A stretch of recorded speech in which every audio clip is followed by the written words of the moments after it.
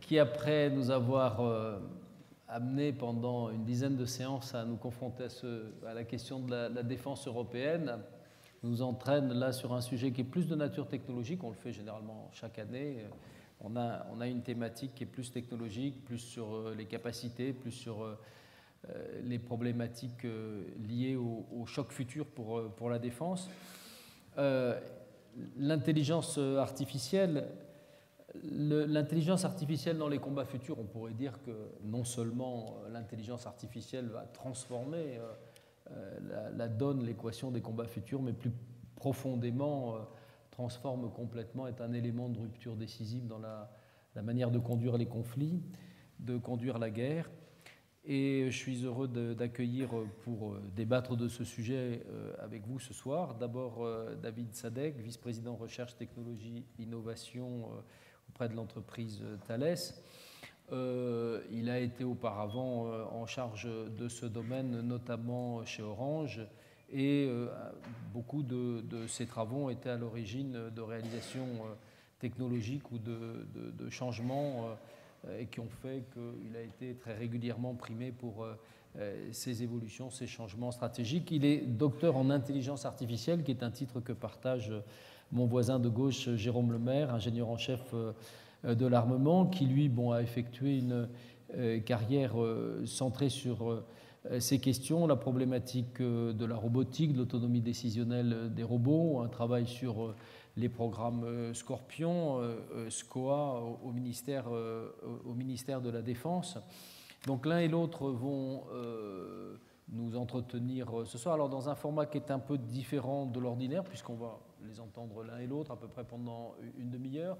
Quelquefois, je me permettrai de vous mettre en débat l'un et l'autre, et puis ensuite le débat classique avec la salle. Alors, qui commence? Est-ce que vous êtes distribué ou est-ce que vous voulez que je le fasse moi-même? On s'était dit que j'allais commencer. C'est ce qui me semble. Alors, je vous laisse la parole. C'est pour faire croire qu'il y a une démocratie dans ces débats. Mais il y en a une. Bonjour à tous et merci beaucoup pour cette invitation. Je suis ravi et honoré d'être là parmi vous pour parler, débattre de ce sujet éminemment d'actualité.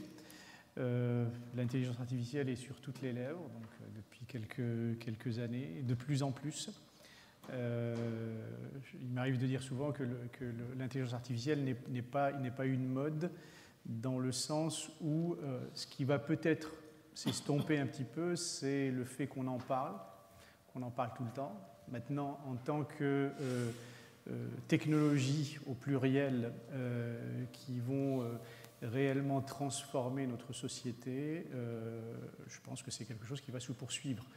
J'ai souvent pour habitude de dire que l'IA, c'est le nouveau numérique. Donc c'est jusqu'à présent, on parlait beaucoup du numérique, de l'ère du numérique. Et l'intelligence artificielle, c'est un peu la nouvelle façon de faire du numérique. C'est tout ce qu'on a numérisé, on va le smartiser. Excusez-moi de cet anglicisme, un peu barbarisme d'ailleurs, mais il y en aura certainement un certain nombre d'autres dans mon discours. Donc l'IA est là. L'année dernière, il y a eu un numéro de l'usine nouvelle sur les 100 personnalités qui font l'IA en France ou qui parlent d'IA en France. Et j'ai un peu plaisanté en disant mais le challenge maintenant, comme on dit, ou le défi, ça va être de trouver les 100 personnalités qui ne parlent pas d'IA en France. Donc c'est ça, ça va être ça la difficulté. Donc c'est là, c'est parmi nous, c'est dans tous les secteurs, donc c'est une technologie qui est diffusante. Donc quelqu'un me posait une question il y a quelques semaines de ça. Est-ce qu'il ne faudrait pas interdire de faire de l'IA dans certains domaines, parce qu'on était rentré, on a commencé à discuter de questions éthiques, etc. Et j'avais dit oui, mais est-ce que ça ferait sens d'interdire de faire du numérique dans certains domaines? Donc si l'IA c'est le nouveau numérique, c'est le même raisonnement qui s'applique. Ça ne fait pas beaucoup sens de dire on va interdire de faire de l'intelligence artificielle dans certains domaines de la société. Cela dit, ce qui n'empêche pas d'encadrer, de légiférer, de mettre les principes qui vont bien pour que l'application de ces nouvelles technologies soit justement pour le bien collectif. David, est-ce que je peux juste vous interrompre parce que Oui. j'aurais dû le faire en introduction, Oui. mais parce que ça rentre complètement en résonance avec ce que vous venez de dire, peut-être rappeler les exercices qui ont été les exercices politiques dans le domaine. Bon, évidemment, le rapport de M. Villani, il faisait partie sans doute des 100 premières personnes qui au départ se sont occupées de cette question dans notre pays.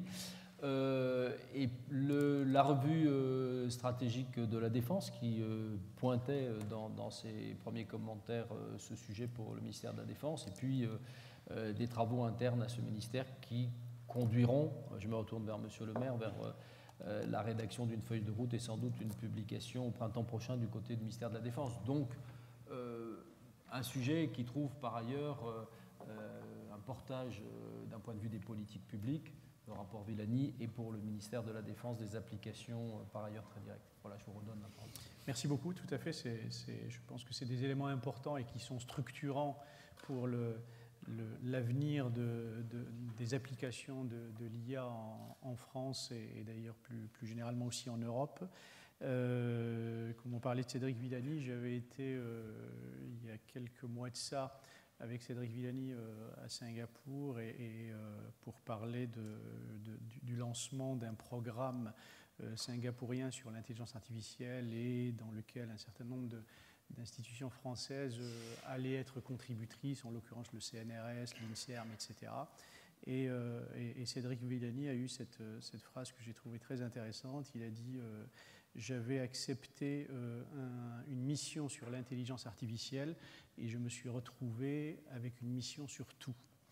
Donc c'est pour dire à quel point effectivement l'IA est diffusante et impactante dans l'ensemble des domaines de la société. Alors je voulais juste faire un peu d'histoire pour un peu mettre en relief les développements récents sur l'IA. Alors j'ai préparé quelques visuels, je vais utiliser par-ci par-là, mais ce n'est pas une présentation vraiment avec visuel, mais c'est juste pour accrocher certaines idées. Et donc là, j'ai mis un peu d'histoire pour voir que l'IA n'est pas une discipline nouvelle, n'est pas une science nouvelle. L'expression intelligence artificielle est née exactement en 1956. La première fois où ce terme-là avait été utilisé pour réellement désigner une nouvelle discipline scientifique et technique dont l'objectif était de rendre, dans tous les cas de doter les machines d'aptitudes qualifiées d'intelligentes pour un humain. Et depuis, en fait, ça n'a jamais cessé de progresser, même si l'IA a traversé ce qu'on a appelé des hivers. En réalité, il y a eu deux hivers de l'IA. En anglais, on parle des AI Winters, et qui étaient principalement dus au fait qu'il y a eu des promesses faites par l'intelligence artificielle qui avaient généré quand même des attentes importantes et qui n'étaient pas tenues.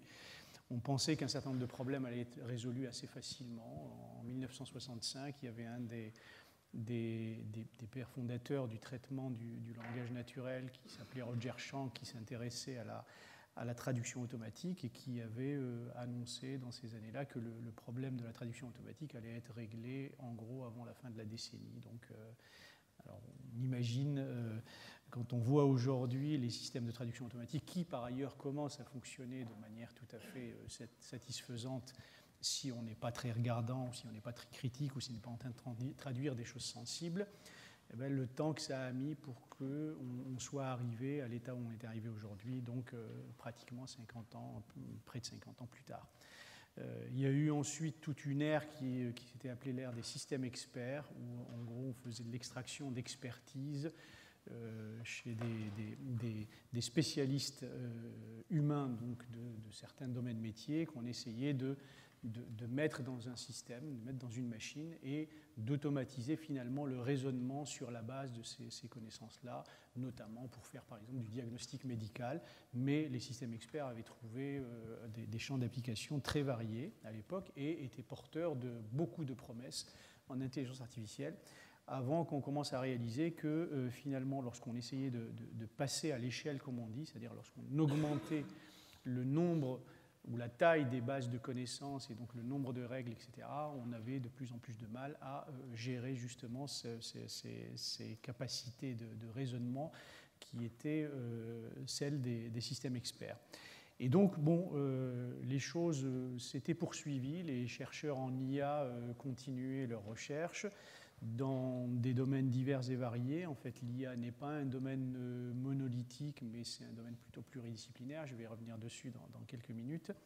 Et jusqu'à l'émergence récemment, vers les années 2010, de certains résultats qui avaient beaucoup impressionné le public à l'époque et qui étaient dus justement à un domaine de l'IA qui s'appelle celui du machine learning, de l'apprentissage automatique, et en particulier un sous-domaine de cette branche-là qui est donc le deep learning, l'apprentissage profond, qui commençait à montrer des résultats absolument impressionnants sur ce qu'un système pouvait faire. Je rappelle juste qu'en 1997, il y avait déjà un système automatique à l'époque, c'était Deep Blue d'IBM, qui avait battu le champion du monde d'échecs, Kasparov. On en avait parlé, mais ce n'est pas pour autant que l'intelligence artificielle était ressortie un peu de cette sorte, je ne sais pas si c'était un hiver, mais en tout cas ça l'était quand même à l'époque. On n'en parlait pas beaucoup, mais ça n'a pas fait le buzz que ça a commencé à faire à partir des années 2010. En raison notamment du premier élément, c'était la victoire aussi d'un système conçu par IBM, qui s'appelle Watson et qui avait battu des joueurs dans un jeu télévisé qui s'appelle le Jeopardy, où on donne en fait une réponse et il faut deviner la question à laquelle la réponse qui a été donnée donc, correspond. Il y a eu ensuite les systèmes de reconnaissance d'images de Facebook qui commençaient réellement à faire beaucoup mieux que ce qu'un humain pouvait faire en termes de capacité à identifier, à discriminer certaines images. Donc là, ça devenait de plus en plus probant et performant ce que des systèmes automatiques faisaient. Et puis en 2016, il y a eu la victoire justement d'un système qui s'appelait AlphaZero, enfin, d'abord AlphaGo puis AlphaZero, qui a battu le champion du monde de Go, chose que les Asiatiques en tous les cas considéraient comme étant vraiment une caractéristique de ce qu'un système automatique ne pourrait pas faire. Et là, on commençait à franchir réellement des barrières, des frontières qu'on pensait infranchissables, en tous les cas tout de suite ou rapidement, par des systèmes automatiques. Et là, on rentrait justement dans cette nouvelle ère qui était due principalement à deux choses, donc là, vraiment en simplifiant. D'une part, à la disponibilité de grandes masses de données, parce que le buzz de l'IA, le buzz qui a précédé celui de l'IA, c'est le buzz du big data. Donc on parlait beaucoup de big data avant. Donc là, ces masses de données qui étaient générées par les interactions sur Internet. Et l'autre facteur, c'est celui de la puissance des machines, donc qui s'était démultiplié significativement par rapport à ce qu'on pouvait faire auparavant. Tout à l'heure, en parlant des systèmes experts, je disais, ben oui, ça n'arrivait pas à passer à l'échelle, et l'une des raisons aussi qui faisait que ça ne passait pas à l'échelle, c'était aussi la puissance de calcul qui n'était pas nécessairement disponible. Tout ça pour dire que les algorithmes qui étaient utilisés, qui sont d'ailleurs utilisés aujourd'hui dans le domaine de l'apprentissage automatique et en particulier de l'apprentissage profond, leur fondement était déjà là au début des années 90. Donc il n'y a pas forcément, je veux dire, évidemment, il y a pas mal d'évolutions, mais il n'y a pas de rupture profonde dans ce qu'on savait faire au début des années 90 et ce qu'on sait faire aujourd'hui avec ces algorithmes-là. On a amélioré beaucoup de choses, bien sûr. Il y a pas mal de choses assez remarquables, mais ce n'est pas des ruptures profondes. Alors, sur ce slide-là, justement, j'avais mentionné quelques exemples de ce qui s'est passé depuis en gros 2010, mais on voit aussi 97 Deep Blue, 99 le petit robot Aibo, donc les premiers développements aussi de robots ressemblants, donc qui ne sont pas humanoïdes, qui sont entre animal et humain et qui commençaient à être assez attachants à travers les comportements qu'ils pouvaient avoir. Puis il y a un système, peut-être quand on a une application, un système dont on n'a pas beaucoup parlé, mais qui est assez remarquable aussi, c'est le système qui s'appelle Libratus, qui a été donc un système qui a été développé par l'université de Carnegie Mellon, donc CMU aux États-Unis, et qui avait battu l'équipe championne du monde de poker. Et c'est passé un petit peu comme ça, pas forcément, on n'a pas beaucoup parlé dans les médias, mais c'est probablement au moins aussi remarquable que le Go, parce que là, on rentrait dans des difficultés aussi d'appréciation des comportements humains qui étaient d'un autre niveau, notamment le fait de se rendre compte, de réaliser qu'est-ce que ça veut dire bluffer, par exemple dans le poker, et que le système arrivait à deviner des stratégies, à se construire des stratégies qui étaient basées sur un certain nombre de comportements pas nécessairement qualifiés d'appréhendables par un système automatique. Alors, donc, on en était là, ou on en est là, à ceci près. Donc là, à ceci près, je vais essayer de sauter peut-être un certain nombre de choses, là, et puis je vais aller vers autre chose. Voilà. Le ceci près est le suivant. Il y a quelques temps de ça, c'était il y a à peu près 2 ans, je faisais une conférence que j'avais intitulée à l'époque « Est-ce que, c'était en anglais, donc est-ce que le printemps de l'IA va tenir ses promesses ?» Et c'était un peu provocateur, donc pour dire, OK, l'intelligence artificielle a eu quelques moments ou quelques périodes qui n'étaient absolument pas glorieuses. Là, on a une sorte d'explosion d'intérêt autour de cette technologie, mais est-ce qu'on est sur la bonne trajectoire ? Alors, le constat est le suivant, c'est que quand on regarde aujourd'hui les systèmes, les applications et les technologies qui ont justement démontré ces capacités remarquables dans les différents domaines que j'ai évoqués, on peut en gros les caractériser comme étant des technologies qui font ce qu'on appelle de la reconnaissance de forme. En gros, c'est des technologies qui sont capables d'identifier des formes, que ces formes-là soient visuelles, sonores, enfin, de la reconnaissance de la parole, de son, d'image, etc. Mais ça se ramène en gros à de la reconnaissance de forme, ou dans des domaines, si c'est le domaine des jeux par exemple que j'ai évoqué tout à l'heure, donc c'est des stratégies qui sont quand même assez spécifiques à des domaines assez particuliers. Je veux dire, le système qui a battu le champion du monde de Go ne sait rien faire d'autre que jouer au Go. Donc ça, il faut quand même savoir ça. Donc ça, c'est une chose intéressante. Donc là, on n'est pas nécessairement dans ce qu'on peut qualifier d'intelligence supérieure ou d'intelligence artificielle, un peu que certains appellent générale. Et alors, la question qui se pose derrière ça, c'est lorsque justement on se projette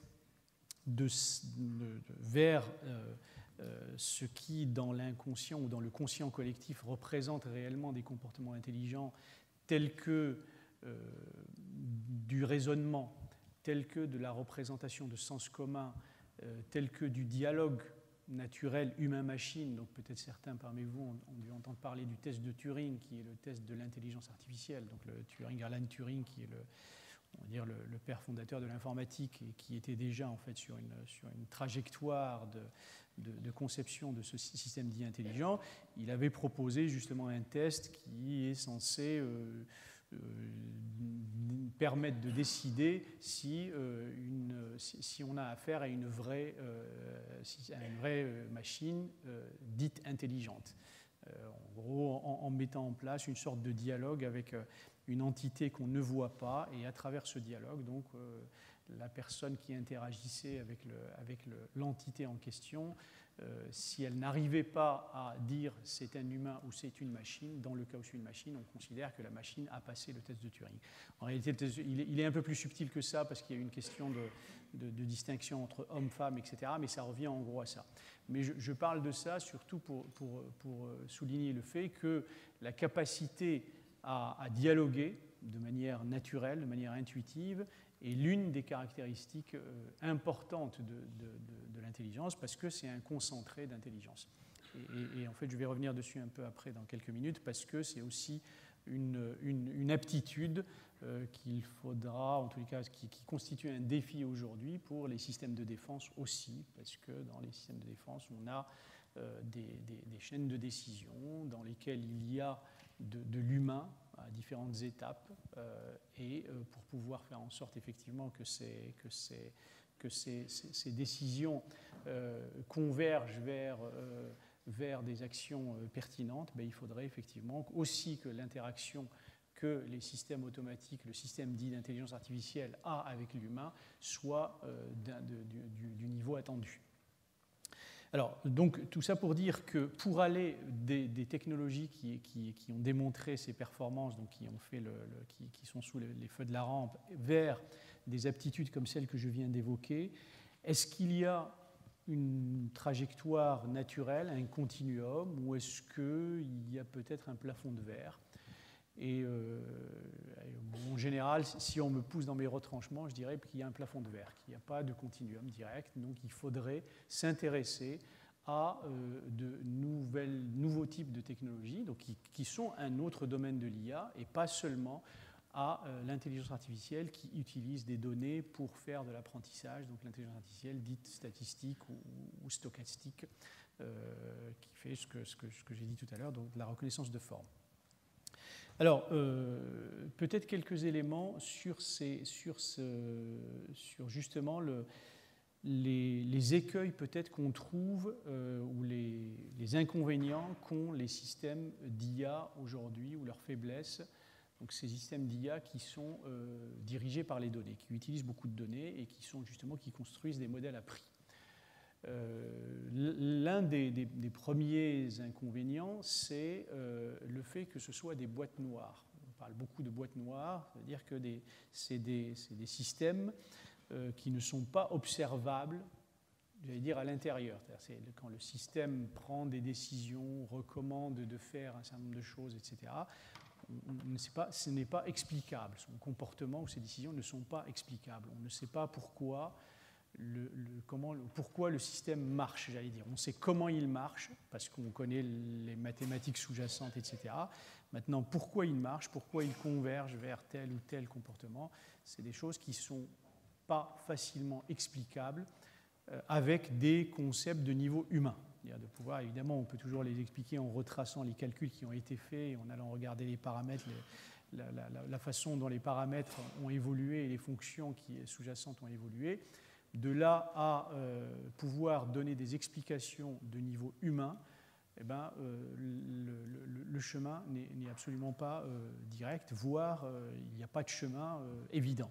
Quand un système qui fait de la reconnaissance d'images de chats ou de chars, enfin bon, ça veut dire, si on est dans le domaine de la défense, il arrive à des performances assez remarquables dans un certain nombre de cas. Il ne choisit pas. Lorsqu'il discrimine donc une image de chat, il ne choisit pas des caractéristiques qui sont celles qu'un humain va adopter pour décider que tel ou tel animal est un chat ou n'est pas un chat. Donc il ne dit pas, oui, il a des oreilles, il y a une moustache, il y a un nez, etc. Il va choisir des pixels, un certain nombre de pixels dans l'image, qui pour lui constituent justement les invariants dans l'ensemble des images qu'il a observées. Et ces pixels et qu'il choisit ne sont absolument pas des choses qui relèvent de l'entendement humain. Donc, vous attends, parce que je sens que mon voisin, sur l'idée de la boîte noire, avait envie de dire quelque chose. On est là pour dialoguer. Non, mais je pense qu'on est tout à fait. Je pense qu'on est d'accord, mais je ferai quand même une distinction entre la notion d'observabilité et d'explicabilité. C'est-à-dire la boîte noire, il y a deux types de... Enfin, la vraie boîte noire, c'est la boîte en fait, où on ne voit pas l'algorithme. D'accord ? Vous allez utiliser des algorithmes qui sont disponibles chez des fournisseurs, mais en fait, vous ne pouvez pas l'ouvrir et regarder comment il est à l'intérieur. D'accord ? Ça, c'est une première chose. Donc, c'est l'observabilité ou l'absence de transparence. Après, il y a une autre notion, c'est on peut le voir. Et est-ce qu'on comprend parfaitement son fonctionnement ? On peut en comprendre une partie, mais on peut ne pas tout à fait les comprendre totalement. Et donc, c'est la notion d'explicabilité. On ne saura pas après, par un raisonnement au sens mathématique, arriver effectivement à expliquer de manière très détaillée là où on arrive. Là aussi, je ferai quand même une distinction entre une approche très mathématique, qu'on retrouve effectivement dans ceux qui ont promu l'approche symbolique, c'est-à-dire on a l'impression qu'il faut arriver à démontrer, il faut arriver tout à démontrer. Je ferai remarquer qu'une grande partie de la démarche scientifique, elle est basée sur l'empirisme, où on ne démontre pas comme en mathématiques, on ne vous a pas démontré que P égale mg, on l'a observé, et puis une fois qu'on l'a eu observé, on s'est quand même assuré que c'était reproductible et qu'effectivement, en gros, une loi physique, elle vaut tant qu'on n'a pas réussi à prouver le contraire, ce qui n'est pas exactement la même chose qu'une démonstration mathématique. Oui, je suis d'accord. Parce qu'il vous donnera le droit, quand d'intervenir également, bien sûr. Alors, on vous laisse reprendre votre... Je suis d'accord sur la deuxième partie. Sur la première aussi, sur la deuxième partie, parce que j'en ai pas encore parlé, de la démontrabilité. Hein, vous avez anticipé sur des éléments que je vais évoquer dans quelques minutes, mais sur le fait de distinguer explicabilité et observabilité, oui, en physique, en général, lorsqu'un système est observable, en général, on a tendance à considérer ce qu'on appelle des points d'observation, ça veut dire des endroits qui peuvent donner lieu à une interprétation. Donc le problème, c'est qu'avec des systèmes on va dire de machine learning et de deep learning plus particulièrement, même si on peut observer, il n'y a aucune raison on connaît, on voit quel est l'algorithme a priori qui fait fonctionner les systèmes, quand bien même on va observer certains endroits, ce n'est pas interprétable, ce n'est pas des choses qui veulent dire quelque chose à un niveau humain. Et c'est en ce sens que observabilité et explicabilité se rejoignent. C'est pour ça que je n'avais pas beaucoup nuancé la chose, mais on peut nuancer un peu plus en disant oui, bien sûr, on peut observer dans le sens où on peut regarder, ouvrir la boîte et regarder. Mais observer alors qu'il n'y a pas de point d'observabilité qui donne lieu à de l'interprétation, donc c'est quelque chose qui est vain d'une certaine façon. Il y a des gens qui utilisent l'intelligence artificielle aujourd'hui et qui ne peuvent même pas observer. Parce qu'en fait, les outils qu'ils utilisent sont de totales boîtes noires. Mais là, c'est carrément... C'est le côté... c'est l'utilisation de l'intelligence artificielle, je veux dire, dans une gamme qui n'est juste pas celle qui est souhaitable. Je veux dire, là, on est dans l'IA de second niveau, si j'ose dire. Pour poursuivre en fait sur ce point sur les boîtes noires et donc l'observabilité, il y a un autre élément, un autre écueil aussi qu'ont ces approches-là. Alors attention, hein, ce qu'on est en train de dire là, ce que je suis en train de dire, ce n'est absolument pas, j'ai bien commencé par souligner la performance de ces résultats qui sont très importants et qu'on continue de toute façon on continue à utiliser ces technologies-là, et c'est des technologies qui vont trouver de toute façon très fortement leur place dans les systèmes de défense en général, et vous allez voir pourquoi. Je pense aussi bien moi que Jérôme allons développer ça un peu plus. Mais c'est intéressant de savoir quels sont les écueils et quels sont les défis aujourd'hui auxquels il faut s'attaquer pour faire en sorte que ces technologies-là deviennent aussi des technologies de confiance, des technologies qui sont potentiellement fiables et utilisables dans des systèmes critiques. Un autre écueil, c'est celui de l'apprenabilité, de savoir en fait ce que ces systèmes-là apprennent réellement.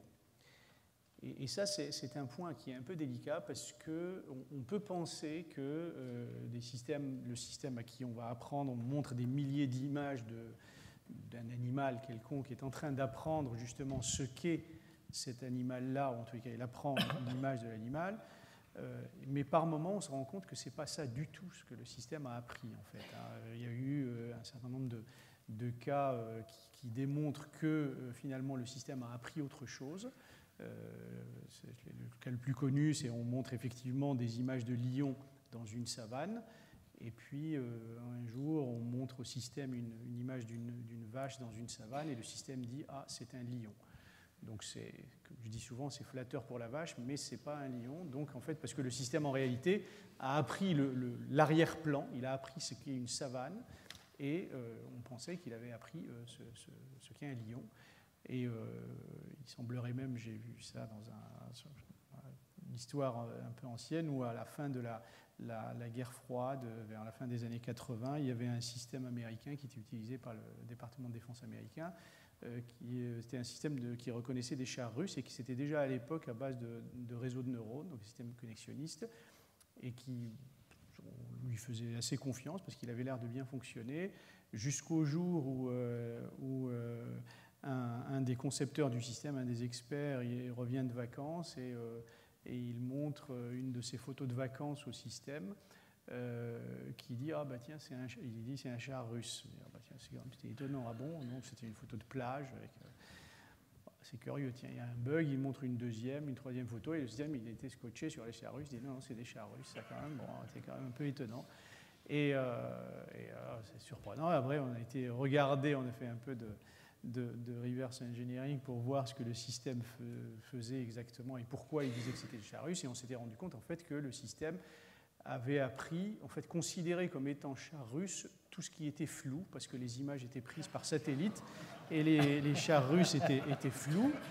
Donc les photos, les images étaient floues, et donc voilà, tout ce qui était flou était des chars russes. Alors il se trouve que l'expert était un piètre photographe, donc ces images de plage étaient floues, donc pour lui c'était des chars russes. Donc je veux dire, au-delà de l'anecdote, c'est très intéressant de se poser en fait cette question de ce qu'un système d'intelligence artificielle apprend réellement. Et c'est une vraie question en fait, scientifique et technique, donc de s'assurer qu'un système apprend réellement ce qu'on pense qu'il apprend. Troisième écueil, c'est celui de la vulnérabilité aussi de ces systèmes-là. Donc vous avez vu ou entendu certainement parler du fait qu'on peut leurrer, pas si facilement que ça, mais on peut quand même le faire, des systèmes qui ont appris sur un ensemble de données comme ça. On peut faire reconnaître au système des choses qui ne sont pas celles qu'il est censé reconnaître. Donc, il y a des choses classiques qu'on trouve sur Internet où on voit qu'un système en Chine, là, il a confondu un système qui était censé reconnaître des chiens chihuahuas. À un moment donné, il confond un chihuahua et un muffin. Donc, je dis souvent en Chine, dans l'assiette, parfois, ça peut se ressembler. Mais enfin, c'est beaucoup plus critique lorsque un système qui reconnaît des panneaux de signalisation routière, évidemment, confond un panneau de stop avec un panneau de limitation de vitesse à 80 à l'heure, parce qu'on a mis un tout petit post-it sur le panneau de stop, un post-it qui n'est même pas visible, disons, vraiment pas perceptible à l'œil nu, ou même si on le voit, on n'y fait pas attention, c'est comme une petite égratignure. Et tout ça est dû au fait que ces systèmes-là, en fait, travaillent dans des grandes dimensions. Donc, l'humain est capable, en gros, de se représenter 4-5 dimensions, et encore, ça devient compliqué. Mais lorsqu'on commence à parler de 1000 dimensions, donc ça, c'est des choses, je veux dire, qui sont des objets, c'est des objets mathématiques, où les points, en fait, dans l'espace, dans des espaces à très grande dimension, sont très proches, très très proches, et donc du coup, on peut facilement basculer d'une classe à l'autre. Donc si on est un peu un expert du système et on sait un peu comment le système est conçu, on sait assez facilement là où il faut aller taper pour faire basculer justement le système d'une classe à l'autre. Donc c'est potentiellement dangereux ou critique selon les applications. Donc tout ça pour dire que là, on a affaire en fait à des technologies qui sont très puissantes, très performantes, avec lesquelles on peut faire beaucoup de choses, mais qui ont un certain nombre d'inconvénients, ou en tous les cas qui posent un certain nombre de problèmes aujourd'hui, qu'il s'agit de lever, de résoudre. Dans un certain nombre de cas, les problèmes sont acceptables. Je veux dire, c'est pas... je dis souvent, quand Netflix vous recommande un film que vous n'aimez pas, c'est pas dramatique. Vous regarderez, vous prenez un autre film, ça change pas vraiment A priori, ça ne devrait pas changer le cours de votre vie. J'ai dit l'autre fois que c'était, ce qui était d'ailleurs une histoire vraie, j'avais commandé un sèche-cheveux à Amazon, ça ne m'a pas été livré, ça n'a pas été dramatique pour moi, c'est pas trop grave. En réalité, c'est pas moi qui l'avais commandé, mais quand vous prenez un avion en sachant qu'un certain nombre de vols sont ou vont être de plus en plus gérés par des systèmes d'intelligence artificielle. En l'occurrence, là, je peux parler de Thales, mais tout le monde sait que Thales est un acteur important du trafic aérien et gère un volume important de l'espace aérien mondial. Et ben là, il vaut mieux quand même que les systèmes en question aient été validés, vérifiés, etc. Parce que là, on rentre dans le domaine des systèmes critiques. Et dans le domaine de la défense, on a affaire à des systèmes critiques. Et là, je pense qu'on change complètement la perspective et l'approche qu'on a de l'intelligence artificielle. Les choses deviennent, je ne dirais pas qu'elles étaient moins sérieuses avant, mais c'est quelque chose de sérieux et quelque chose de critique. Entre les deux, ben, il y a un chemin parfois. Là, lorsqu'on rentre dans le domaine des systèmes critiques, on n'est plus dans le domaine de l'essai-erreur. Je vais essayer, bon, ça marche pas. Je veux dire, quand je prends mon smartphone, effectivement, je télécharge une application, je l'essaye, elle me plaît pas. Elle marchote, puis elle finit par marcher. Bon, ben, je m'y fais, puis je m'adapte, etc., etc. Lorsque je suis dans le domaine des systèmes critiques, surtout lorsque les systèmes sont critiques pour l'humain ou pour la vie humaine, ça nous impose des exigences importantes sur les types de technologies qu'on développe. Et alors, pour revenir un peu à ce que je disais tout à l'heure sur le continuum entre les technos qui font aujourd'hui la reconnaissance de forme et puis des technologies qui sont beaucoup plus du domaine de la cognition, il y a une trajectoire vertueuse qui se situe en gros entre les deux ou qui va hybrider en fait ces deux approches-là. Si on considère que les premières approches font plutôt de la perception, donc tout ce qui est perception, donc vraiment au sens humain du terme, et puis les autres approches qui sont les approches dites d'intelligence artificielle symbolique, qui sont plutôt basées sur des modèles explicites de raisonnement ou de représentation des connaissances, etc., sont plus appropriés pour faire ce qu'on appelle de la cognition, donc réellement pour faire du raisonnement, de l'inférence, etc., donc pour manipuler des concepts de niveau humain.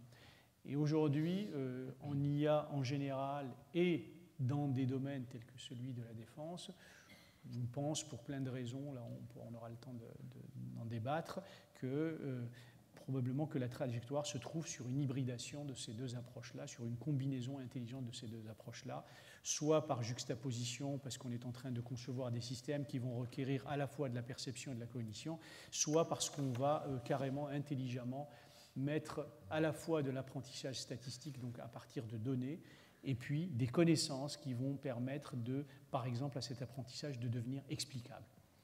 Et alors pour les systèmes critiques, bon, il y a différents critères ou différentes propriétés qu'un système d'intelligence artificielle qui est censé être utilisé dans le cadre d'applications critiques doit satisfaire.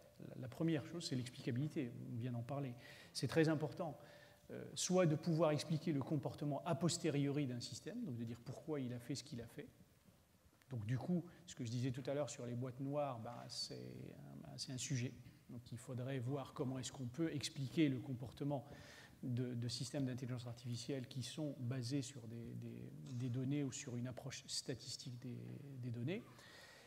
Soit, mieux encore, et je pense que c'est sur ça que nous travaillons et que travaillent en fait maintenant, je pense, les industries aussi dans le domaine de la défense qui s'intéressent à l'explicabilité des systèmes d'intelligence artificielle, c'est que les systèmes puissent expliquer eux-mêmes leur propre comportement. C'est-à-dire que si on est dans une situation où on a un copilote digital à côté d'un pilote qui est en opération et qu'il recommande au pilote de virer de 45 degrés dans 30 km, il faudrait que le pilote puisse être à même de pouvoir poser une question de type « pourquoi ?», surtout s'il a prévu de faire autre chose.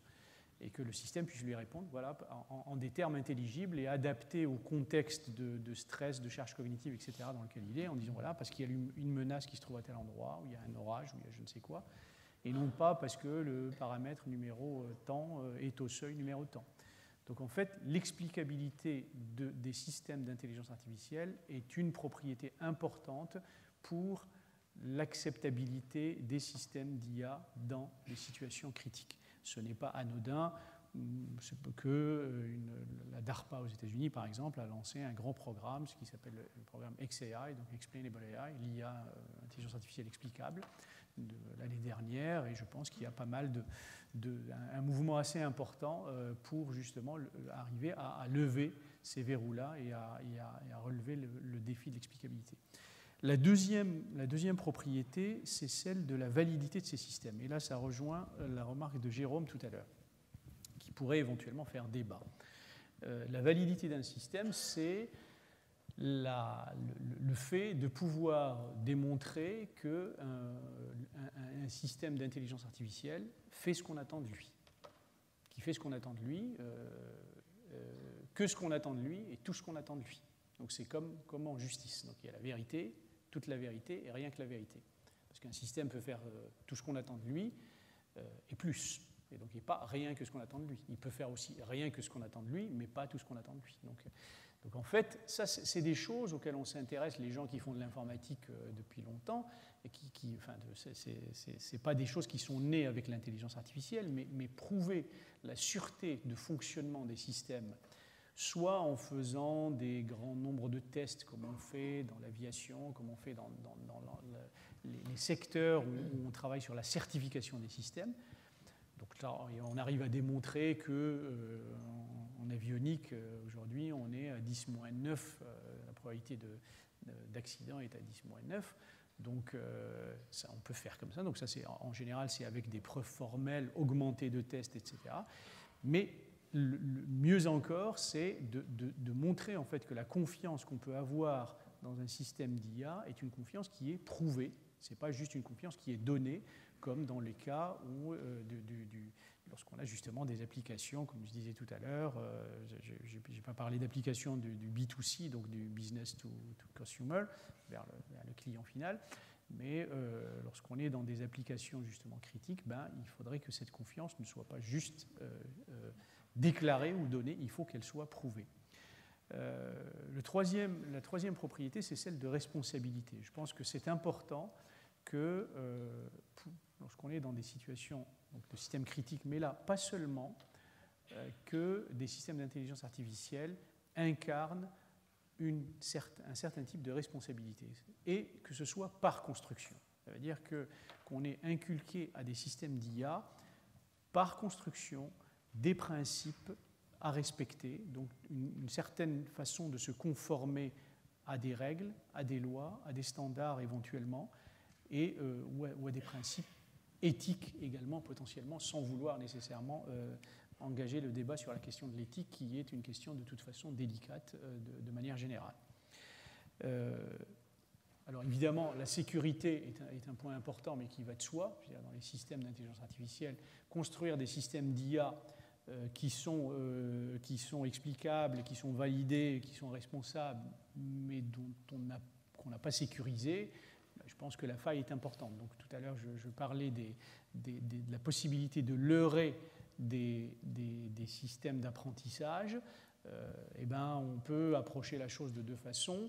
Soit on fait en sorte effectivement qu'on ne puisse pas leurrer des systèmes comme ça, et là ça veut dire qu'il faudrait verrouiller là où il faut pour qu'on ne puisse pas justement aller faire basculer un système d'une classe d'objets à une autre classe d'objets. Et on peut aussi faire en sorte qu'on cybersécurise ces systèmes, ça veut dire qu'on n'a pas accès à la façon, ou en tout cas on n'a pas accès carrément à ces systèmes-là de manière à pouvoir aller toucher aux failles potentielles des systèmes, donc sur l'aspect vraiment cybersécurité. Alors, donc pour moi, les systèmes de défense s'inscrivent dans le cadre des systèmes critiques, donc doivent répondre à ces propriétés-là. On peut accepter dans un certain nombre de cas qu'effectivement, qu'il n'y ait pas besoin forcément d'expliquer pourquoi le système a reconnu telle ou telle image. Et ça, c'est encore une fois, la criticité d'une techno s'inscrit dans un système global. Il peut y avoir des parties qui sont critiques et d'autres qui le sont moins. Je veux dire, lorsqu'il y a une validation humaine de la reconnaissance d'un objet, on peut accepter le fait effectivement que le système puisse se tromper éventuellement si l'humain est là pour compenser, ou en tous les cas pour valider le résultat sorti par le système d'intelligence artificielle. Un autre élément important qui n'est pas nécessairement directement lié au système critique, mais en tous les cas qui est aussi spécifique dans beaucoup de cas au système de défense, c'est leur embarquabilité. Le fait qu'on s'intéresse souvent à des technologies qui doivent être embarquées dans des systèmes plus importants, dans des systèmes, dans des avions, dans des véhicules terrestres, volants, marins, etc. Et là, on est conduit à s'intéresser à ce qu'on appelle en anglais le SWAP, qui veut dire le size, weight and power, donc la taille, le poids et la puissance. Parce qu'on peut très bien avoir des algorithmes d'intelligence artificielle qui fonctionnent très très bien en univers avec des ressources non contraintes, mais lorsqu'il s'agit après d'embarquer un système de reconnaissance d'image sur un pod de Rafale, les questions qui se posent sont des questions aussi technologiques et parfois scientifiques qui sont très pointues, parce que il faut passer justement de ce monde de ressources illimitées, en tous les cas pas contraintes, à un monde de ressources très contraintes, ce qui peut supposer dans un certain nombre de cas à revoir complètement en fait, les approches algorithmiques qu'on a mises en œuvre pour concevoir même de nouveaux algorithmes avec des complexités différentes, etc., des meilleures complexités. Et là, je pense qu'aujourd'hui, il y a pas mal de travaux sur la convergence de ce qu'on appelle l'IT d'un côté, donc les technologies de l'information, et de l'OT de l'autre, donc les technologies dites opérationnelles, ou en gros les technologies de l'informatique industrielle. Et le monde des géants du numérique, des GAFA, GAFAM ou GAFAMI, on va dire, c'est un peu le monde de l'infini. Donc on a une mémoire quasiment infinie, du calcul, des puissances de calcul au besoin, à la demande. Mais le monde des technologies, on va dire, opérationnelles est un autre monde. Et pour les industries de défense notamment, eh bien, cette convergence est aussi un des défis sur lesquels on travaille, notamment donc pour la mise en œuvre des technologies d'intelligence artificielle. Pour terminer et passer la parole à... Ça faisait la transition, voilà. J'imagine, cette logique d'intégration entre votre propos et celui de Jérôme, absolument. En fait, je vais juste terminer sur 2-3 petits points, donc assez rapidement. Il y a des défis. Alors, on se pose souvent la question, moi, on me pose la question, est-ce que la technologie est tirée par le monde civil et il y a des caractéristiques ou des spécificités à l'univers de défense? La réponse est oui, sachant que de plus en plus, les technologies, et en particulier celles d'intelligence artificielle, sont duales. Je veux dire, on va retrouver les mêmes technologies qu'on soit dans le monde civil ou dans le monde de défense. Cela étant dit, il y a des spécificités, il y a des choses auxquelles on s'intéresse dans le monde de défense. Je veux dire, là je reste dans le cadre des systèmes critiques. Je veux dire, évidemment, quand les systèmes ne sont pas critiques, je pense que c'est un peu différent. Mais en restant dans le monde des systèmes critiques, parce que les systèmes critiques ne sont pas critiques que dans le monde de défense. Je veux dire, si vous prenez de l'aviation civile ou des transports terrestres, etc., les systèmes sont critiques aussi. Maintenant, il y a des choses qui sont vraiment spécifiques au monde de défense, comme par exemple l'apprentissage privé, le fait, parce qu'on manipule des données auxquelles on n'a pas nécessairement accès, qui peuvent être protégées, etc., et avec lesquelles il faut construire des modèles. Arriver à construire des modèles, donc à apprendre à partir de données qui sont cryptées, c'est un défi qui est assez... dont le centre de gravité se trouve plutôt côté domaine défense. Un autre défi qui est celui de l'exportabilité des modèles classifiés. Lorsqu'on apprend sur des données qui sont classifiées, le modèle appris devient lui-même classifié parce qu'il a intégré d'une certaine façon ces données-là. Et donc, exporter ces modèles vers d'autres endroits dans le monde peut requérir justement de faire en sorte qu'on ne puisse pas faire d'ingénierie inverse pour retrouver les données qui ont été classifiées, de cacher les parties classifiées du modèle, etc. Et ça, c'est un défi aussi qui est propre au domaine de la défense. Alors évidemment, il y a après tout ce qui concerne la problématique des données en général, parce que les données, les données, ce n'est pas que du marché. Je veux dire, les données, c'est aussi de la culture, de la souveraineté. Je pense que Jérôme va parler de la question de la souveraineté et comment est-ce que ça intervient.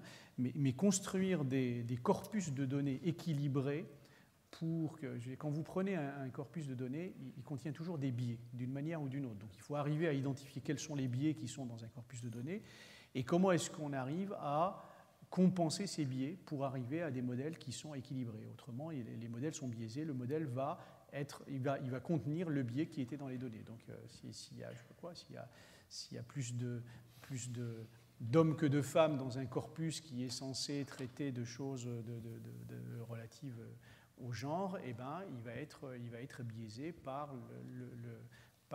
les données qui ont servi à le construire.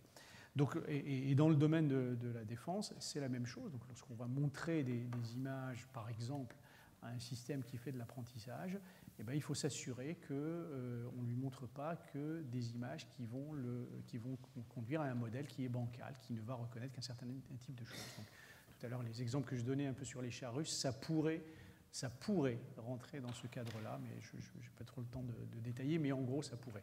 Donc, il faut toujours s'assurer, en fait, de cet équilibre aussi de corpus de données, et ça, c'est quelque chose, c'est un défi qui, lui, est commun, en fait, civil et défense. Donc, je vais m'arrêter là.